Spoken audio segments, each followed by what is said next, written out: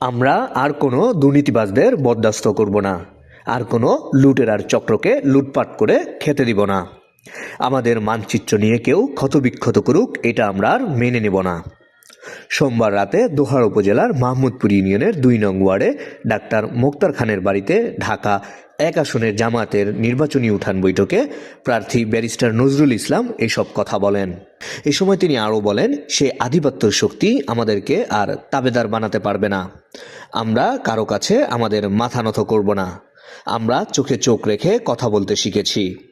আমাদেরকে কেউ দমিয়ে রাখতে পারবে না। হাদিকে কাপুরুষের মতো হত্যা করা হয়েছে। তাদের স্পষ্ট করে বলতে চাই, হাদিদের এভাবে হত্যা করা যায়, কিন্তু তাদের মিশনকে বন্ধ করা যায় না। অতীতে অনেক ভুল করেছি, অনেক সহ্য করেছি, আর আমরা কোনো অন্যায়কে বরদাস্ত করব না।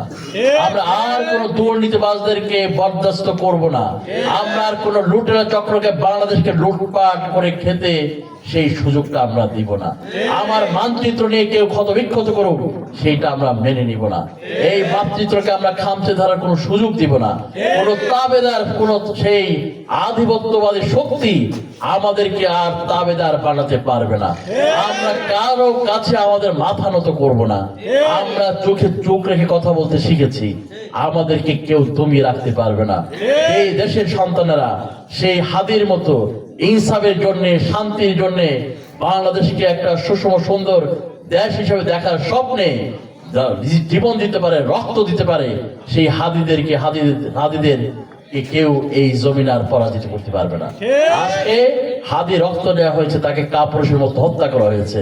আমি তাদের কাছে স্পষ্ট করে বলতে চাই, হাদিদেরকে এইভাবে হত্যা করা যায়, কিন্তু তাদের মিশনকে বন্ধ করা যায় না।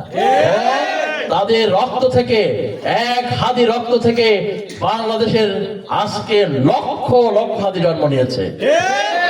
আজকের মায়েরা স্বপ্ন দেখে তাদের সন্তানরা হাদির মতো হবে, এবং সেই আজাদির পতাকা তারা পথ করে উড়াবে। এবং আজাদির যে লড়াই শুরু হয়েছে, চূড়ান্ত বিজয়ের মঞ্জিলে না পৌঁছা পর্যন্ত এই আজাদির মিছিল শেষ হবে না। এই আজাদির লড়াই থেমে যাবে না। এবং তাদেরকে স্পষ্টভাবে বলতে চাই, হত্যা করে, খুন করে আমাদের মিশনকে, আমাদের কাফেলাকে কেউ থামিয়ে রাখতে পারে না।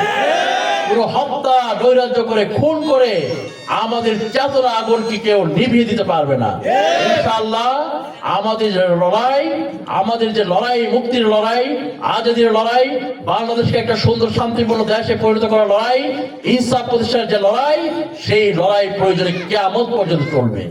হত্যা করে আমাদের এই লড়াই কেউ থামিয়ে দিতে পারবে না। আজকে 12 তারিখের ব্যালটের মাধ্যমে ইনশাআল্লাহ বাংলাদেশে নতুন করে বড় বিপ্লবের নতুন অধ্যায় শুরু হবে, এবং সেখান থেকে শুরু হবে নতুন এক অনুপম বাংলাদেশ গড়ার লড়াই।